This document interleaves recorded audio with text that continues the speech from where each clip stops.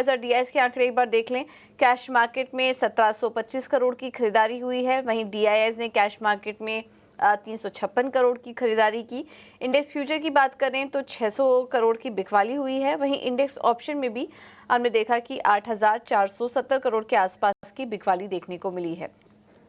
कुछ ही देर में हमारे साथ एक्सपर्ट भी शामिल होंगे, उनसे हम समझेंगे कि आज भारतीय बाजारों में क्या करें, क्योंकि कल के सेशन में हमने देखा था कि निफ्टी में तो दिन भर कंसोलिडेशन देखने को मिला, लेकिन बैंक निफ्टी में आखिरी कुछ घंटों में शानदार तेजी देखने को मिली और 51,400 के ऊपर की क्लोजिंग बैंक निफ्टी में देखने को मिली है। तो काफ़ी अच्छी मजबूती वहां पर थी निफ्टी, हालांकि कंसोलिडेशन के बीच एक सपाट क्लोजिंग वहां पर आई है, लेकिन बैंक निफ्टी एक मजबूती दिखा रहा था कल के सेशन में। अब आज कौन से लेवल्स इंपॉर्टेंट होंगे और निफ्टी और बैंक निफ्टी का डेटा क्या कह रहा है, ये बताने के लिए हमारे साथ डिम्पी कालरा जुड़ चुके हैं। Dimpy, good morning. बताइए आज निफ्टी और बैंक निफ्टी में कैसे ट्रेड लें?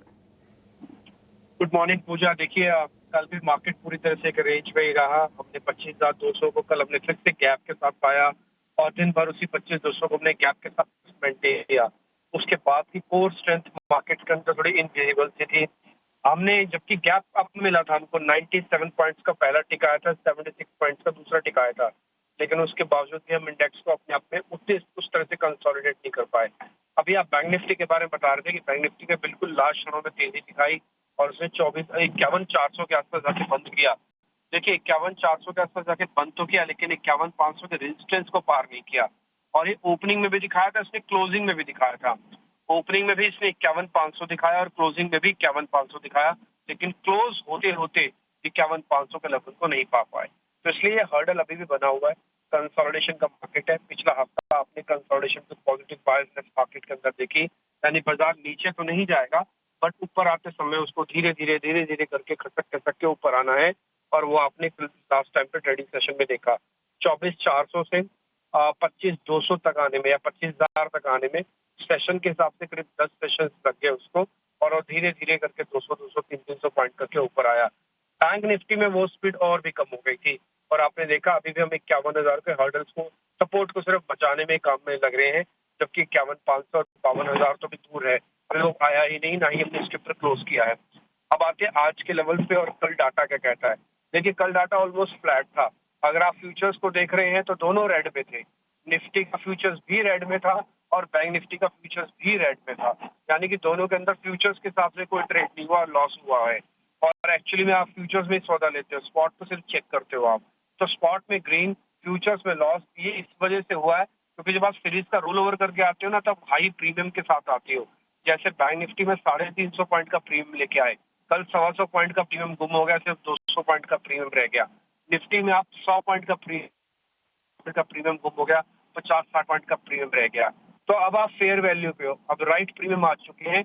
जो आर्टिफिशियल प्रीमियम आता है रोल ओवर करके, वो ऑलमोस्ट कल रेड गेट हुआ, यानी कि वो खत्म हुआ और उसके बाद धीरे धीरे करके अब चीजें आपकी नॉर्मल, बैक टू नॉर्मल है। कहने का मेरा मतलब ये है कि कल प्रीमियम की वजह से एडजस्टमेंट हो रहा था मार्केट के अंदर और कुछ भी नहीं।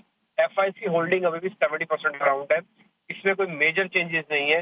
टीआईएस की होल्डिंग में भी कोई मेजर चेंजेस नहीं है, करीब 43%, और रिटेल की होल्डिंग करीब 40-42% के आसपास चल रही है।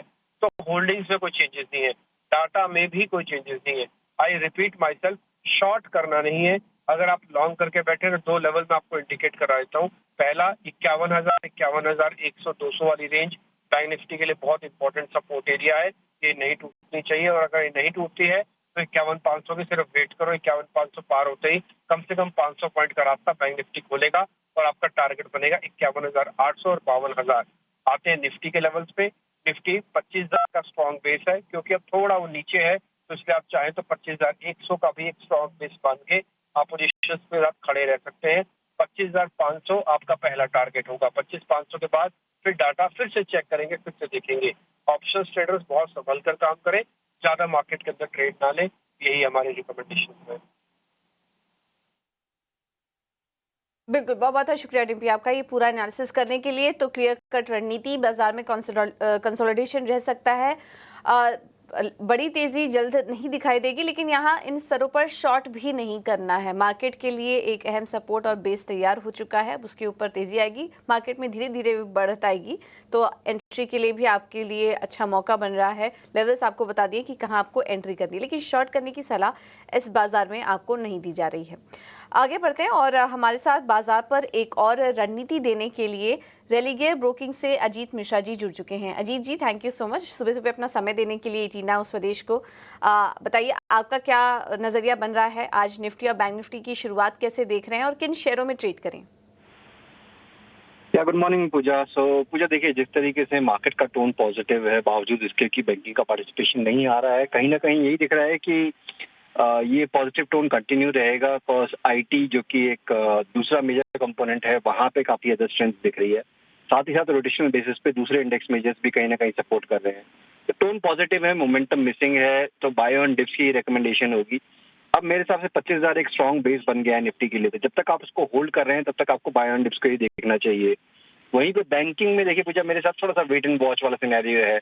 आप शॉर्ट टर्म एवरेजेस के ऊपर ट्रेड कर रहे हैं, बट मोमेंटम मिसिंग है क्योंकि प्राइवेट बैंकिंग मेजर्स में कुछ अलाइनमेंट नहीं है। चाहे खासतौर से 3 बड़े नाम है, एचडीएफसी, एक्सिस और आईसीआईसीआई। जब तक कि वो नहीं होगा तब तक मोमेंटम देखने को नहीं मिलेगा। तो बैंकिंग को फॉर टाइमिंग आप अवॉइड कर सकते हैं। निफ्टी को बाय ऑन डिप्स आप मेंटेन करके चलिए 25,500 तक के टारगेट्स के लिए। अब स्टॉक स्पेसिफिक अगर बात करें, दोनों ही रिकमेंडेशन बाय साइड पे होंगी। पहला नाम होगा आईसीआईसीआई प्रू का।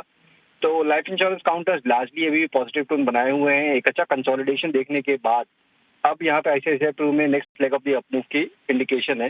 तो यहाँ पे 740 के स्टॉप लॉस के साथ 776 तक के टारगेट के लिए आप लॉन्ग कर सकते हैं। दूसरा, एक रिवर्सल देखने को मिला था अपने को टाइटन में, वहां पे भी एक बाइंग पिवट फॉर्म हुआ है एक वीक के कंसोलिडेशन के बाद।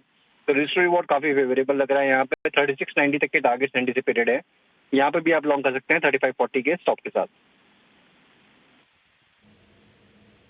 ठीक है, तो ये है 2 रिकमेंडेशन आज अजीत जी की तरफ से। आईसीआईसीआई प्रूडेंशियल खरीदारी करके चलिए 776 के टारगेट के लिए, स्टॉप लॉस होगा 740 का, और टाइटन में तेजी करने की सलाह 3690 के होंगे टारगेट और स्टॉप लॉस होगा 3540 का। और अजीत जी का भी यही मानना है कि बाय ऑन डिप्स की रणनीति अपनाइए, थोड़ा करेक्शन है तब एंट्री लीजिए, लेकिन इंपॉर्टेंट सपोर्ट लेवल्स के नीचे अभी बाजार फिलहाल जाते हुए नहीं दिखाई दे रहा है। तो उनका भी यही कहना है कि शॉर्ट ना करें, लेकिन धीरे धीरे बाजार में एंट्री करने की कोशिश करें निचले स्तरों पर। बहुत बहुत शुक्रिया जी आपका आज समय देने के लिए। चलिए फिलहाल ब्रोकरेज रिपोर्ट्स की बात करें तो आज फोकस में रहेगा जीएमआर पावर। यहाँ पर बीएनके की रिपोर्ट आई है, खरीदारी की राय के साथ कवरेज शुरू किया है और लक्ष्य देख रहे हैं 184 रुपये प्रति शेयर का। इनका कहना है कि स्मार्ट मीटर सेक्टर में एंट्री से पोर्टफोलियो आगे बेहतर होगा। एनर्जी उत्पादन और ईवी चार्जिंग पर फोकस बढ़ाया, आगे कंपनी के फाइनेंशियल्स में सुधार की उम्मीद है। ये है नजरिया जीएमआर पावर पर, तो स्टॉक पर नजर रखिए।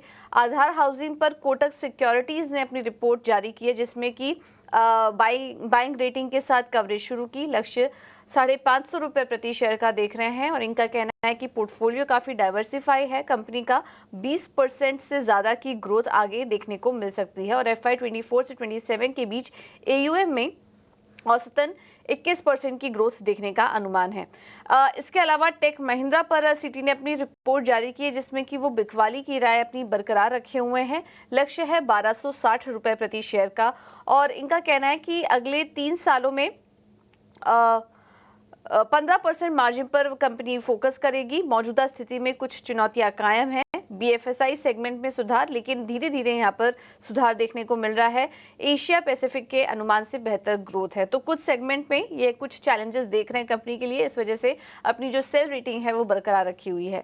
तो आज ये कुछ स्टॉक्स हैं जिस पर की फोकस रहेगा ब्रोकरेज रिपोर्ट्स के चलते।